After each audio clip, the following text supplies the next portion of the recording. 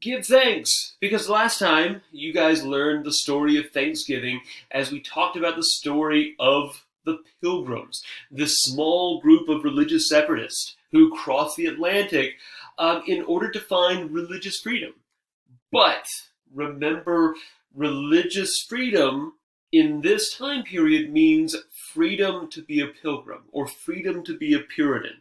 Not necessarily freedom to choose any religion that you want, because remember, the Pilgrims were persecuted by the Church of England. Which also means, by the way, that the Pilgrims kind of bring some baggage with them. The fact is that they're still English subjects of the crown, but at the same time, they're afraid of the crown. They're afraid of the English government. And by the way, I'll just kind of look ahead a little bit. The Pilgrims settle in Massachusetts. So too do the Puritans. But as I said, there's this dysfunctional relationship between them and the British government right at the offset. They're trying to flee from the British government. And just ask yourselves, is it a coincidence, you think, that the American Revolution breaks out in Massachusetts? It centers around Massachusetts and then spreads outward. I'll go ahead and answer my own question. No, it's not a coincidence. Many of you might be familiar with the Boston Tea Party, where basically members of a group called the Sons of Liberty infiltrate a British tea ship in the year 1773 and throw a bunch of tea into Boston Harbor. But to be honest, that might be an escalation, but things have never been exactly good between Britain and the people of Massachusetts. But for right now, as of 1620, the people of Massachusetts really only include the Pilgrims here, concentrated around the small town of Plymouth. And by small town, I mean really small. We're talking about, a colony that numbers somewhere in the 3 digits. So very, very small. And eventually, the Pilgrims are completely overshadowed by an even larger group that follows in their wake. And that group is the Puritans. So the Pilgrims settle Plymouth. The Puritans basically settle everything else in Massachusetts. Now, maybe if you're like me in high school, you think, wow, whoop-de-doo for Massachusetts. Doesn't Massachusetts have a very outsized opinion of itself? Aren't there 49 other states that we have to talk about? Why are we spending so much time on Massachusetts? Well, I'm glad you asked me from the past, because Massachusetts isn't just important because it's a state. To be honest, one of the things you're going to notice here is that we certainly don't go into a whole lot of depth on individual states typically, unless it's really relevant for some other reason.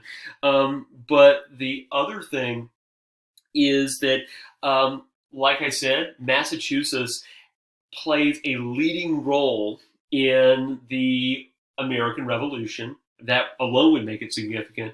But number two, Massachusetts, and the history of Massachusetts isn't just, the history of one state. It's actually the history of the entire region of New England. Because once the Puritans land in Massachusetts, what happens is they expand outwards. And so learning about Massachusetts is also learning about the history of other states like Connecticut, like Vermont, like Maine, like New Hampshire. Really the story of Massachusetts is basically like the story of New England itself. And one of the things you're going to see in this course is that prior to the American Revolution, you have 13 colonies, but really more than that, you have 3, maybe 4 different regions. And they're all very, very unique. So we've already talked about the Chesapeake area. Eventually, we're going to talk about the Deep South, which is similar to the Chesapeake, but there are some key differences there as well. We're introducing New England today, and next, we're also going to introduce the middle colonies, New York, Pennsylvania, etc. But they're all unique. And to understand why New England is so unique, you need to understand a fair amount about the Puritans. So if there's one thing that kind of differentiates the Puritan colonization of Massachusetts Bay from basically everybody else, it's that the Puritans kind of knew what they were doing. They were well organized. They had a joint stock company created called the Massachusetts Bay Company. And the Massachusetts Bay Company was supposed to basically run the colony. But I'm going to skip down to this point right here. The genius of the Massachusetts Bay Colony is that the corporate shareholders, in other words, the people who ran the company, they didn't just kind of sit back and take it easy in England. They actually immigrated with the colony itself, which means that they didn't have to really look to England for advice or governance. Basically, Massachusetts Bay was a colony that ran itself. Now, we're also not talking about a colony like Plymouth, which is very, very small. So Massachusetts Bay is settled in the year 1629, and by the end of the 1630s, nearly 20,000 people had immigrated to Massachusetts Bay. And remember, that's just in a period of 10 years. The population of Jamestown wasn't even stable during its first 10 years, You basically just had to continue bringing people in to just replace the people who were being lost.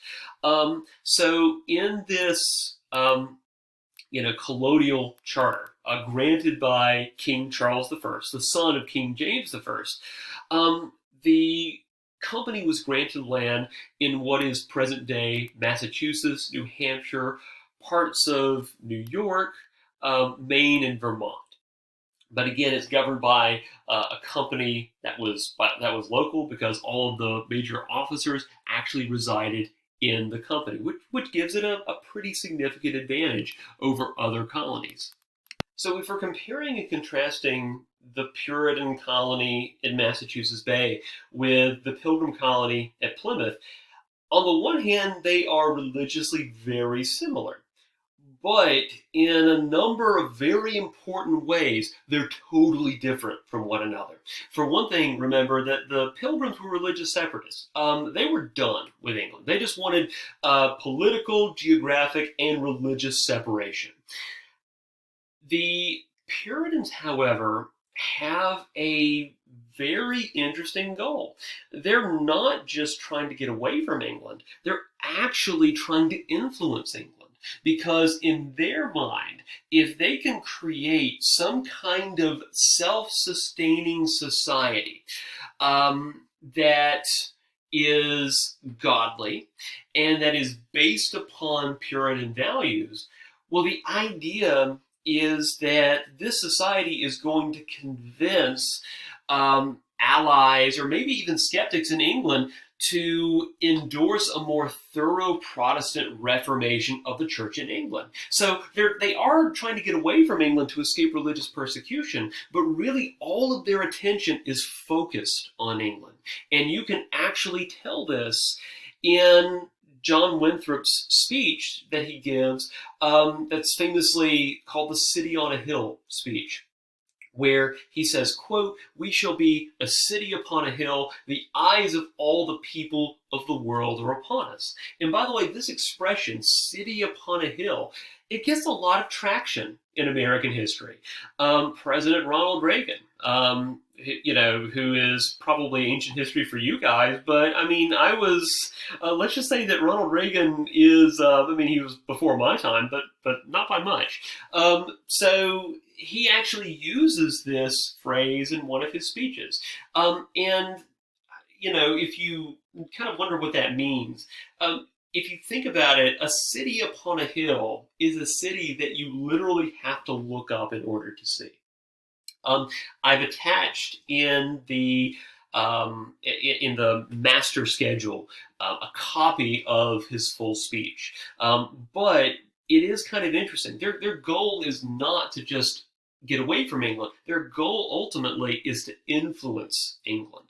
And in some respects, they most definitely do. I'm going to make the argument that in some respects they're actually successful in their mission. So, one of the things that distinguishes the Puritans from the Pilgrims is the fact that so many of them were middle class and highly educated. One of the, let's say, a core tenet of Protestantism is that every person is kind of their own minister. Let's just say that the Puritans don't necessarily buy into that as much as other Protestant denominations, but it does mean that theoretically, if you're a good Puritan, if you're a member of the elect, it means that you should know the Word of God. Well, in order to do that, it means you've got to read. And it means that the Puritans placed actually quite a lot of emphasis on education. So, and by the way, that doesn't seem like much, being able to read and write. But if we're talking about the 1600s, that the ability to read or write is actually, I don't want to say it's incredibly rare, but it's not common either. So the Puritans, let's say that they tended to come from the middle classes.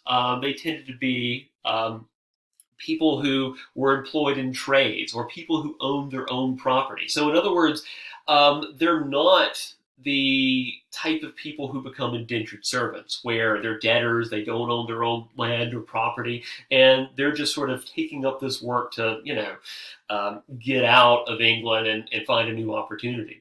But the other thing, of course, is that Massachusetts Bay is a theocracy. And for those of you who don't know what a theocracy is, that's basically a government where either a religious class, like priests, rule everything, or it's a government in which religious ideology or religious rules govern everything.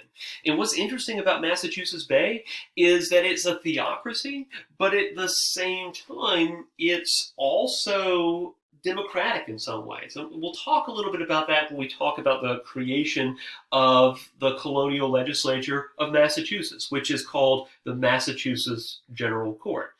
Now, a quick word though about, kind of the Puritans in the grand scheme of history. So one of the things that is interesting about the United States as a whole is that compared to other industrialized democracies, the United States is very entrepreneurial, but it's also highly religious. So, I mean, if you think about that, being entrepreneurial means that you're supposed to be concerned for moi, for yourself. It means that you have to be materialistic to a certain extent, focusing on wealth and prosperity. But usually, most religions, and I think this also applies to the Puritans, religions are also focused on society as a whole. You have responsibilities to your community and family as well. And this is, if you want to say that there's something kind of, I don't want to say unique about the United States, but noteworthy about the United States, it's that we are a very entrepreneurial society, but at the same time, we're very religious compared to other industrialized democracies. Even if you compare us to other European countries, the United States is highly religious. And so think about the two societies we've talked about so far. We've talked about the Chesapeake, which is super entrepreneurial. I mean, the religion is basically, I mean, don't take this literally, but the religion revolves around the cultivation of tobacco, right? It's all about me, myself, and I. But in Massachusetts Bay, you have this polar opposite thing going on, where it's all about religion and community and this utopian mission to reform the Church of England. And so just think about those two contrasts. You have the founders of, let's say, colonial America are the people who, on the one hand, are the most entrepreneurial and self-centered, And on the other extreme, the people who are the most utopian and idealistic. And so I think to a certain extent, you can make the argument that that explains a lot of who we are to a certain extent. So the population of Massachusetts Bay grows extraordinarily, just in a small window of time, really. Um, so part of that is also because there wasn't a lot of Native American opposition, or there wasn't really a strong Native American presence. I know we talked about Thanksgiving, we talked about the fact that the Puritans, or rather the Pilgrims, allied with a few neighboring Native American tribes, but in general, the population in that area had already been decimated by smallpox, which was kind of newly introduced in that region.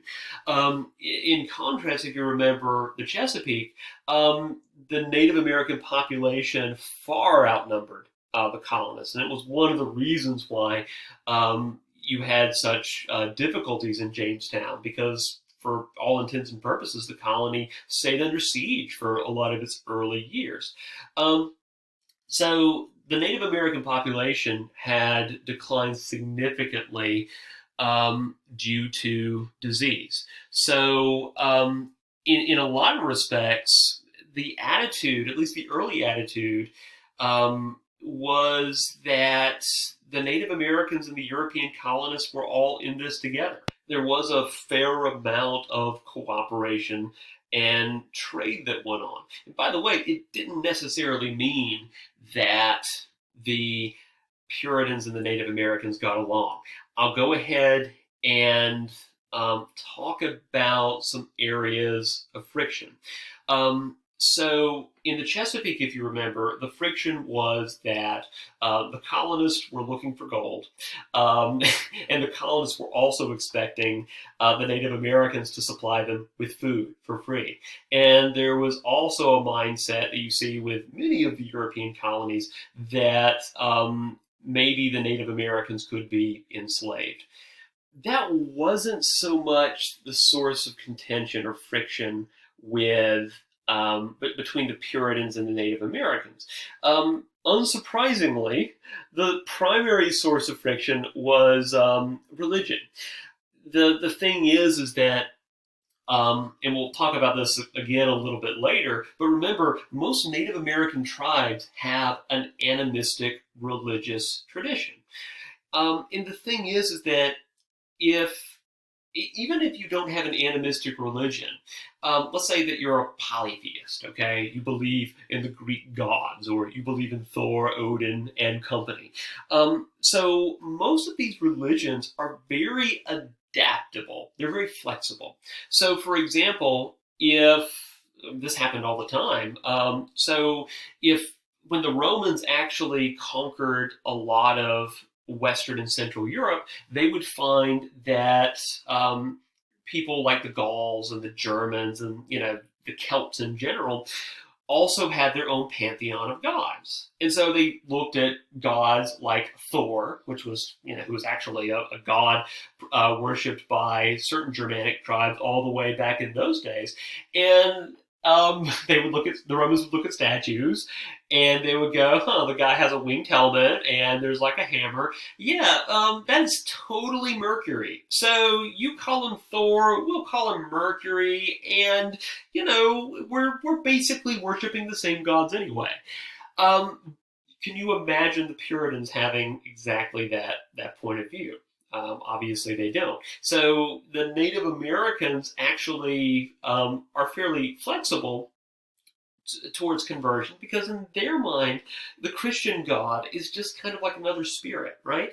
And that doesn't necessarily mean that you have to worship, or that it doesn't necessarily mean that you don't worship your other spirits or pay respect to the other spirits. It just means that the European Christian God is a very impressive and powerful spirit, but not necessarily a spirit that demands exclusivity. And to be honest, a lot of other non-monotheistic religions have trouble with that idea of religious exclusivity, that you only worship one God. So obviously that was a problem between the Puritans and the Native Americans. The fact that some of them were, air quotes, Christian, but they would still pay respect to other spirits and other sort of minor deities. Other problem, though, is remember that for the Puritan, it was all about being a member of the elect. So you get the impression that a Puritan, like a Puritan who's going to play the latest Call of Duty game, has to be on the top of the leaderboard because everything a Puritan does has to be exceptional. You get the impression that maybe they were a little perfectionistic.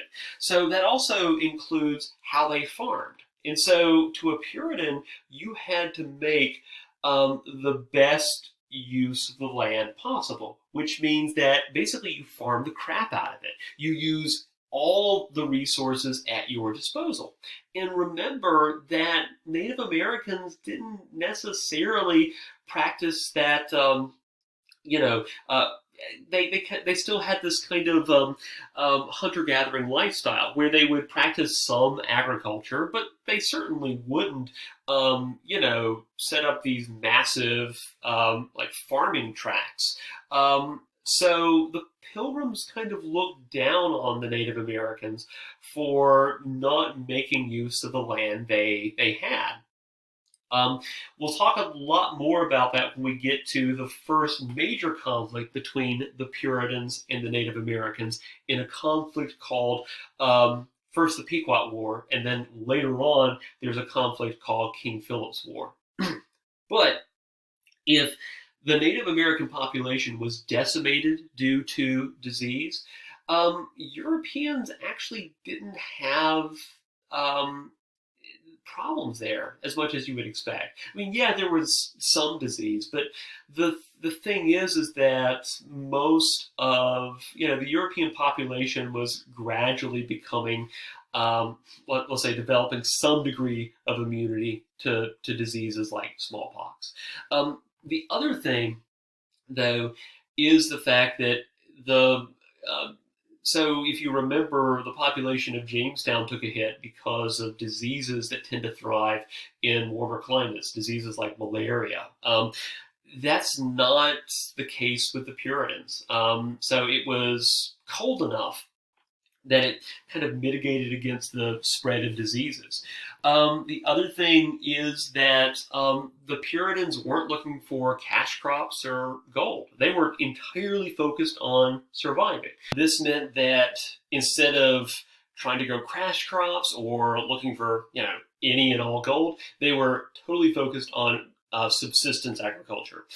This is agriculture that is designed to grow food for survival, not necessarily to sell. So the Puritan diet was pretty bland, just to be honest, but still very nourishing. Lots of beans and vegetables, nothing, again, all that fancy. But again, Puritans really didn't do fancy, so it kind of makes sense. And again, most of the Puritans had some skill.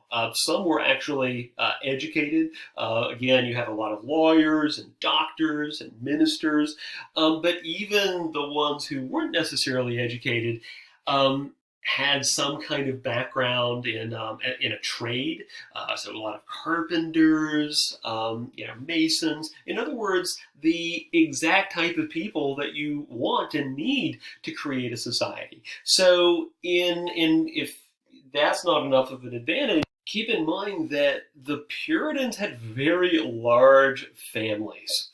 Puritans got married very early, and in most cases, let's say that the bride and groom had some say in who they actually got married to. In other words, you actually have love matches, which is kind of different, or let's say kind of unexpected. The gender ratio was pretty even, about the same number of men and women. And again, you had very, very large families.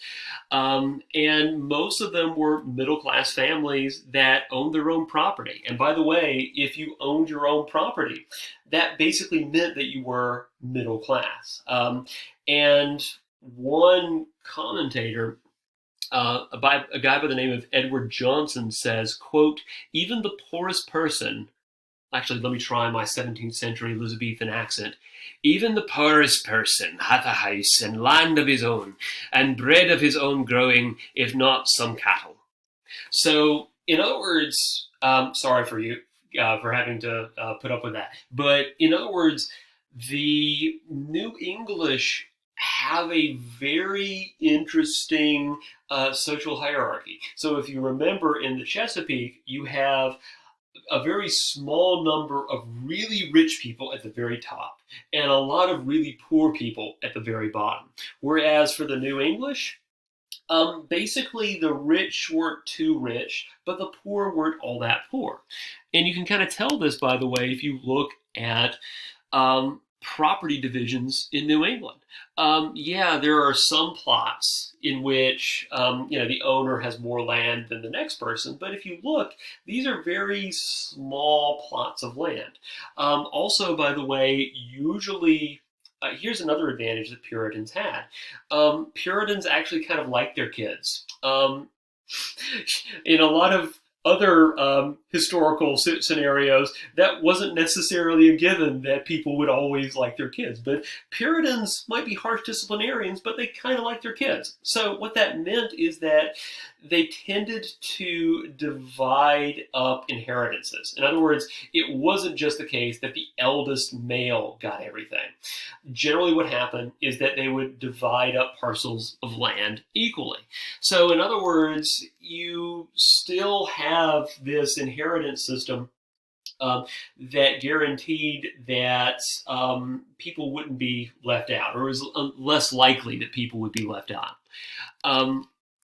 So the way life worked in Massachusetts is that it was centered around small towns that numbered anywhere from 100 people at kind of the low end to maybe somewhere in the low four digits. Yeah, you have the capital of the colony, or the largest city of the colony, Boston.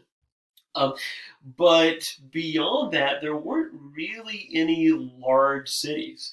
So the nice thing about that is that towns were small enough to provide a sense of security and in community. In other words, these small towns were small enough they could cooperate with each other. But also not so large that you got issues that come with big cities. The thing is that with big cities, it also leads to lack of sanitation. It leads to a lot of sewage being dumped everywhere, and that also means a lot of disease. So, and by the way, Boston, the one Puritan big city, does become very congested and crowded, and to a certain extent, not a very clean place. But beyond that, the small towns of Massachusetts were kind of ideal. They were small enough. They were small enough to be self-supporting, but not so large that that they spread disease very easily. Now, if you look at most Puritan communities, the center of life, both figuratively and literally, was the church. Usually, the church was not only a religious meeting place, but the church was a meeting place for the political leaders as well. And by the way, generally, they were kind of one and the same. So theoretically, the Puritans believed in a separation of church and state, based upon their experience with England. And you're probably thinking, how in the world does that work? How can you have a separation of political power and religious power, and yet political life and religious life is both centered around the church? And in fact, your ability to vote and participate in public life was based on church membership. So this is another contradiction that the Puritans have, where they want a society centered around God, but they also want a society in which there's, a separation of church and state, where technically it is true that the church elders don't rule over society, but your status in the community is based around church membership and basically your role in the church. So it's very complicated. But there is this idea that in Puritan Massachusetts, that the first priority, as John Cotton, who was kind of like the senior religious leader, said, that society should be, quote, first of family, secondly church, and thirdly commonwealth. So in other words, family, then church, and then government. And so that kind of also gives you an idea of what the real priority was. Most Protestants believe that religion is very individualized. And that's true for the Puritans, but not as much as you would think. So the Puritans believed that religion was a community matter, not just a personal matter.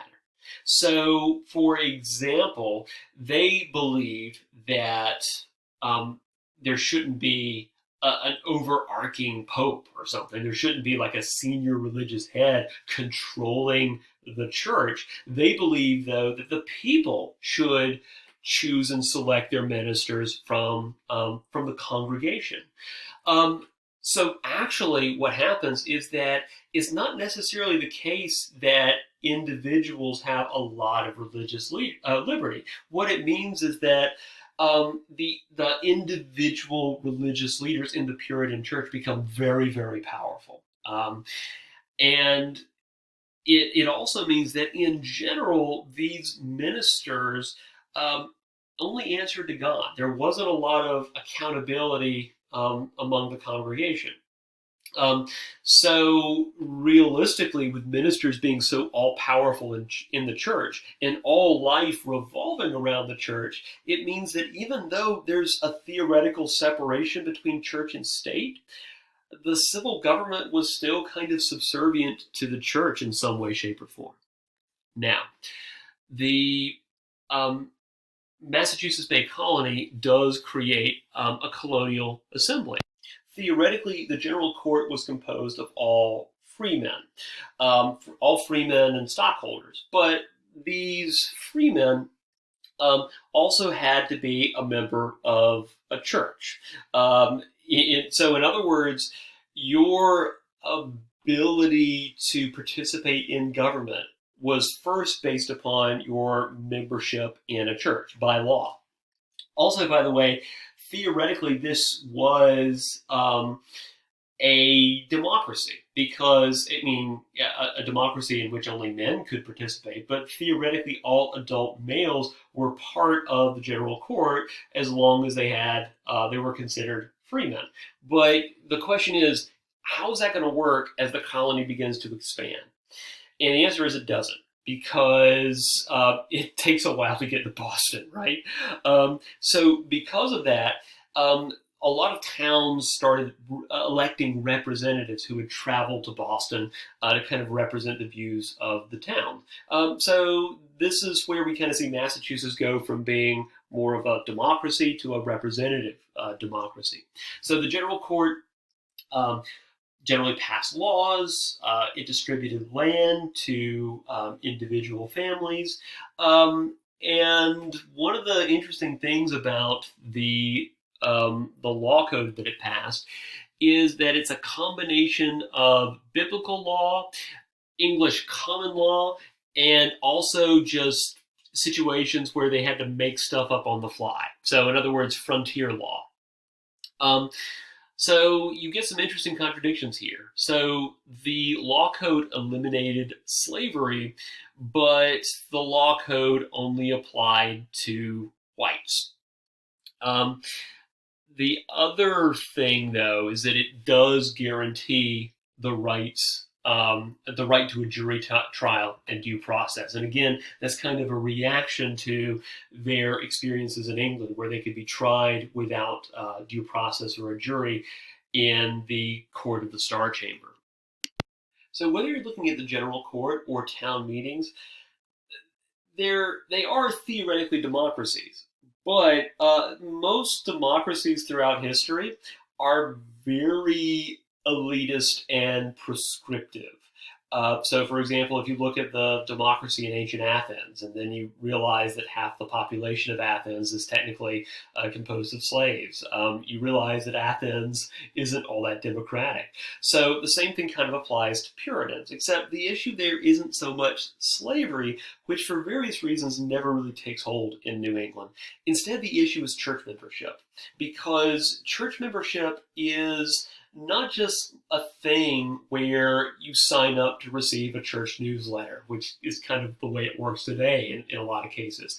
No, like church membership was almost like taking an exam, because to be a member of a church, and by the way, we're talking about males here, only males could be considered members of a church, at least officially, they would have to stand up and give a confession story.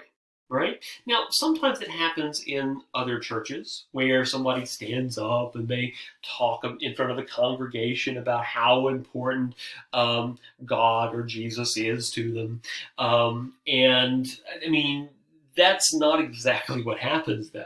What happens is these Puritan males would stand up and they would give a conversion story, a story about how they experience their new birth. Now, the thing is that after they gave that conversion story, they would be questioned viciously, actually, by the community, trying to figure out if that conversion experience was genuine. And by the way, the secret formula, or the secret sauce to attain membership, is if you could provide a story in which your faith was tested, then it was highly likely that you would be a church member. But to the original Puritans, remember that their faith had already been tested. You know, many of them had been tortured or persecuted by the state. And so many of them had stories like, well, I was hauled in front of a judge, and the judge threatened me with death or permanent imprisonment, and I held my ground and kept my faith. I mean, that is some serious Puritan street cred right there. But once the Puritans moved to Massachusetts Bay and set up a society that's designed to protect Puritan beliefs and Puritan people, well, what conversion story are people going to have? Like, I was out picking turnips and I tripped over a rock and it hurt and I prayed to God and then I felt better. Like, I mean, realistically,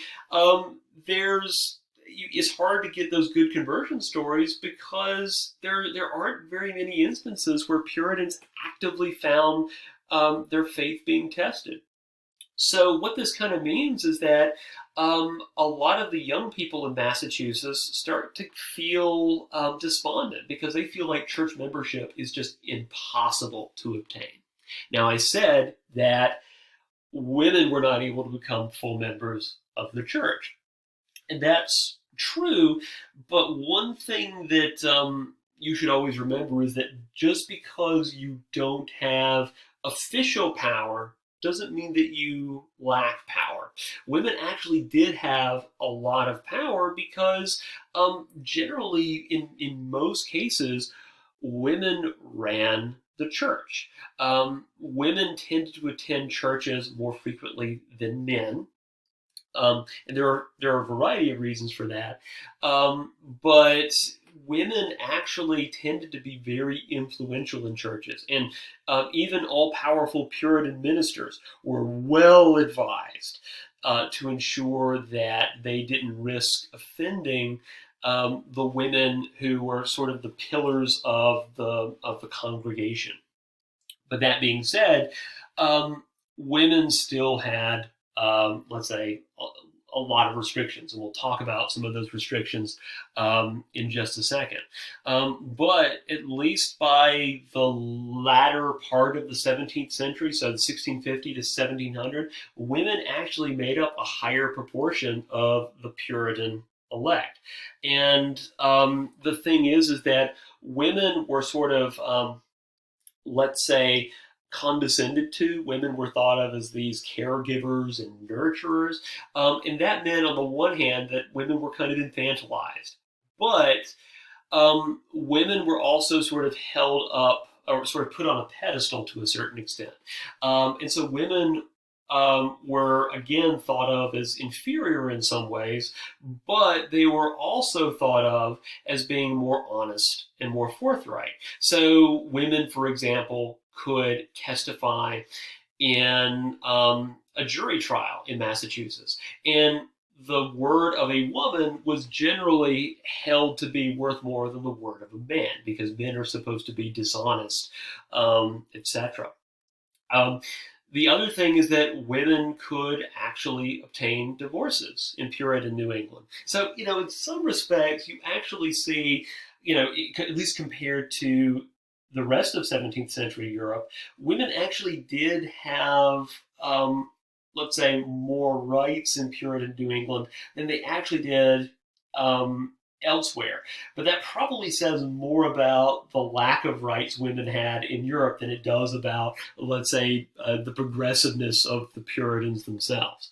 And if you want to see an example of that, all you need to do is ask Anne Hutchinson. But before we ask Anne Hutchinson, let's talk about religious dissenters in general.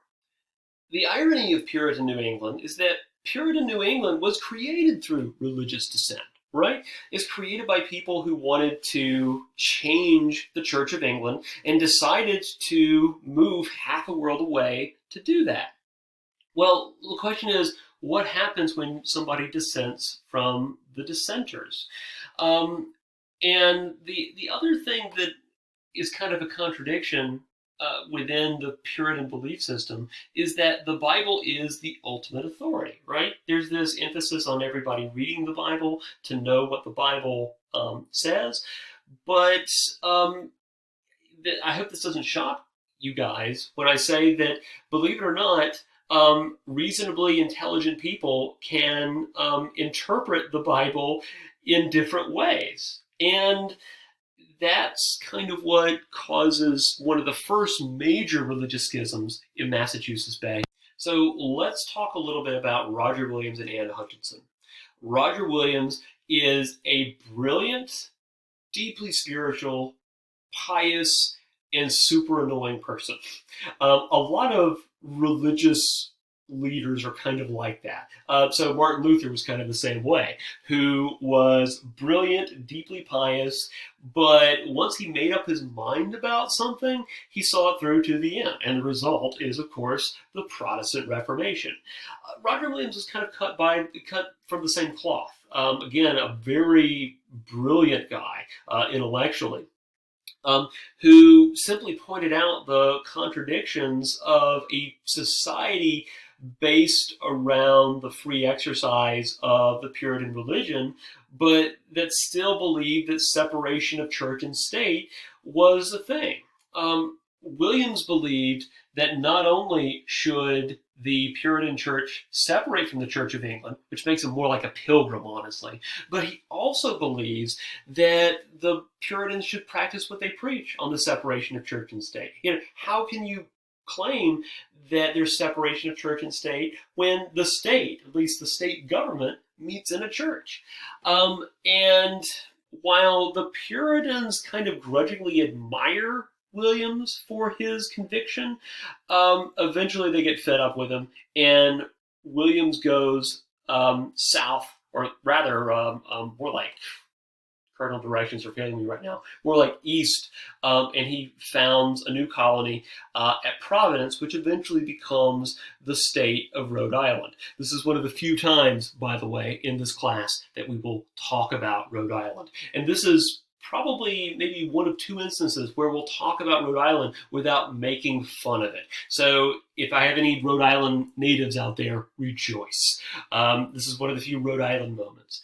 So one of the things that also sort of, let's say, distinguished Williams is the fact that he believed that Native Americans should be treated on an equal basis with whites, and he was a passionate crusader against slavery. It's one of the reasons why Rhode Island will be kind of a center of abolitionist activity against slavery later on. Now, Anne Hutchinson, though, is different. So, to be honest, Williams gets a little bit of leniency from Puritan authorities because he's a guy and he's a religious leader. But remember, women can be influential in the church, but influence is different than leadership. So, when Anne Hutchinson starts meeting in secret in her home to study the Bible with some friends, that is a big no-no in Puritan theology. The other thing that Anne Hutchinson preaches is this idea that God communicates directly to individuals, not church leaders, but to individuals. This is what is called the antinomian controversy. Um, I love the names of religious controversies, but the antinomian controversy is a dispute over who's more powerful, the individual or the church leader. And Anne Hutchinson certainly believed that it was the individual because ultimately God communicates through the Holy Spirit with everybody. It was kind of her idea. And by the way, that wasn't very different from the ideas that Roger Williams espoused.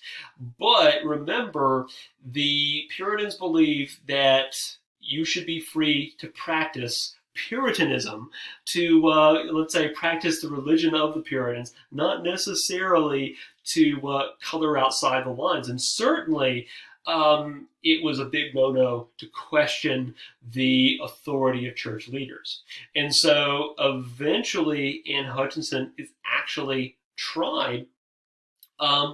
And what kind of happens is that Anne Hutchinson is so knowledgeable about the Bible that she actually stumps her accusers to a certain extent.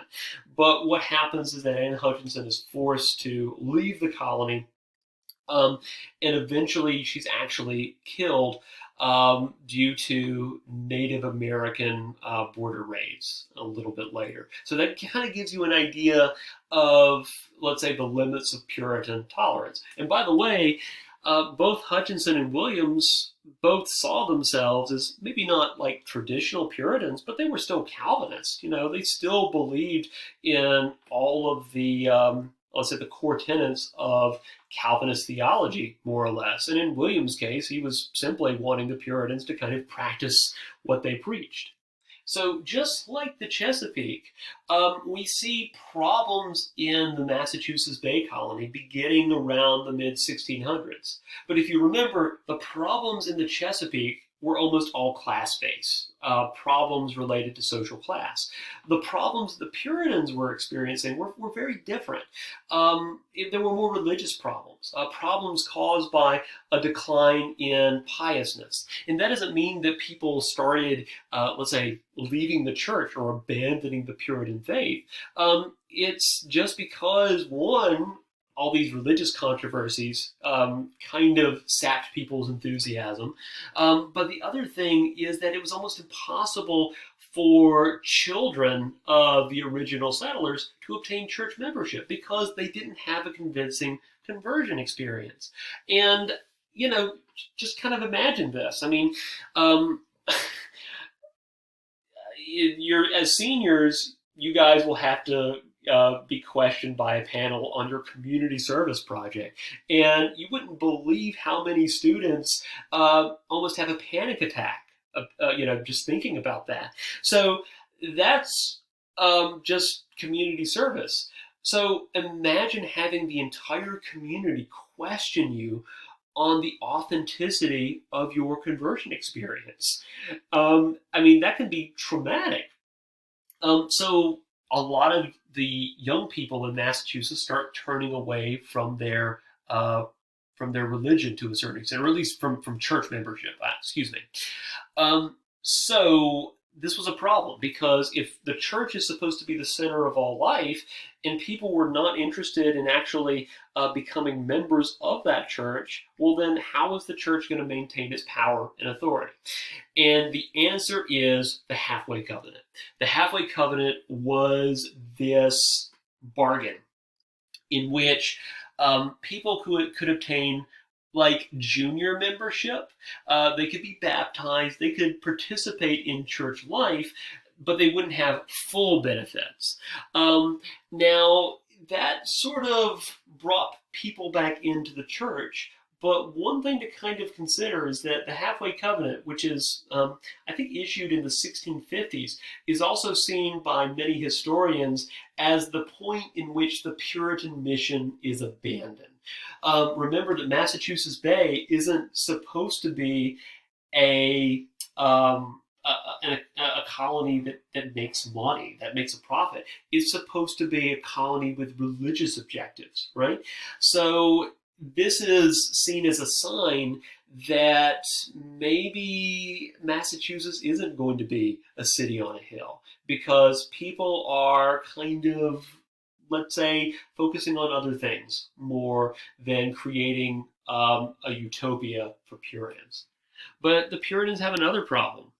The problem isn't witches. The problem isn't being too stylish. The problem isn't, issues with law and order. The problem is the fact the Puritans win. Because not all Puritans go to Massachusetts. Many, probably, actually the vast majority, stay behind in England. And so these problems between the Puritans and the Crown, they don't go away just because there's now a Puritan colony in Massachusetts.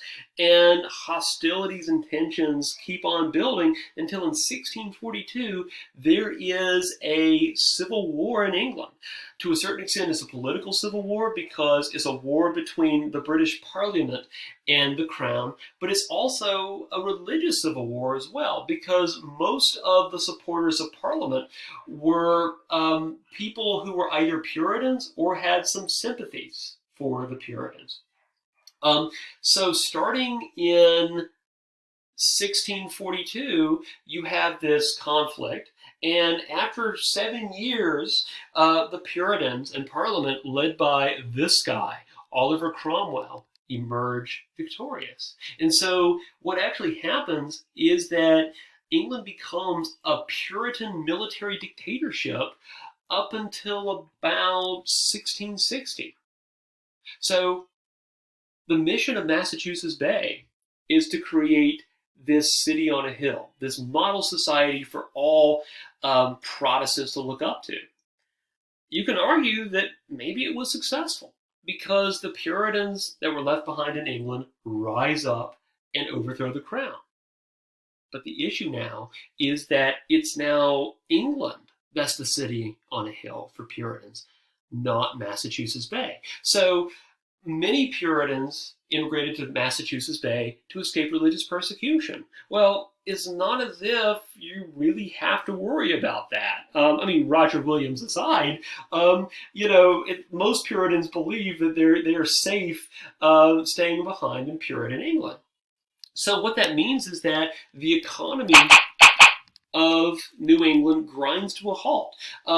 Because the economy of New England was based on the idea that you have new people coming in, spending money, and generating economic activity. So that's kind of gone by the wayside. Instead, what happens is that the Puritans have to rely upon non-Puritan immigrants.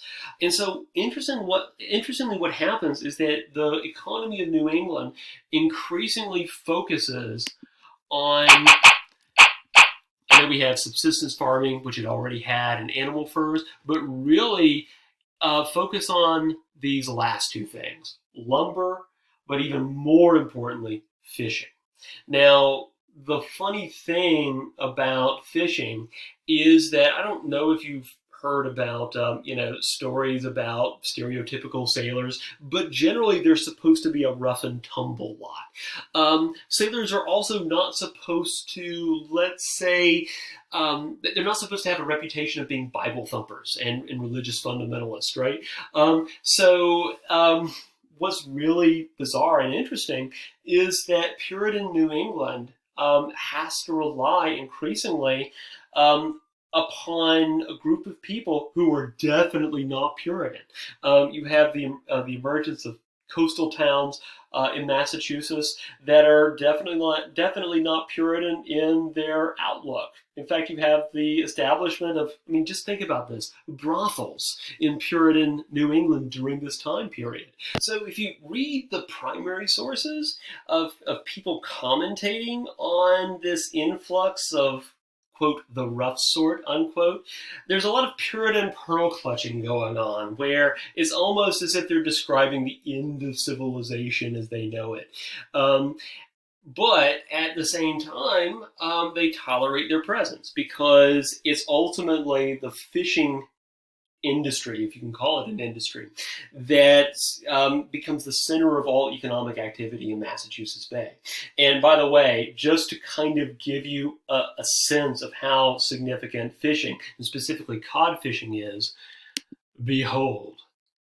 This is the General Court of Massachusetts Bay today, and this is the sacred cod. Okay, so just think about this. So these are kind of scenes from Massachusetts history, but they're not as important as this real big fish right here.